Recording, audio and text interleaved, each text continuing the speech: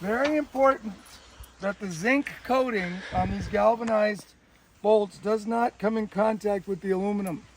Otherwise, there's a galvanic reaction and the aluminum wins, which means that your zinc bolts will start rusting eventually. So that's how we're doing it. The Teflon is the part that is touching the aluminum, and you're going to do that on both sides. So right now I'm going to put in the top bolts. We're going to put one of these down first. Remember, that comes in contact with the aluminum. Then we're going to put the steel flat washer. Then we're going to put the steel lock washer. Then we're going to put the galvanized steel nut.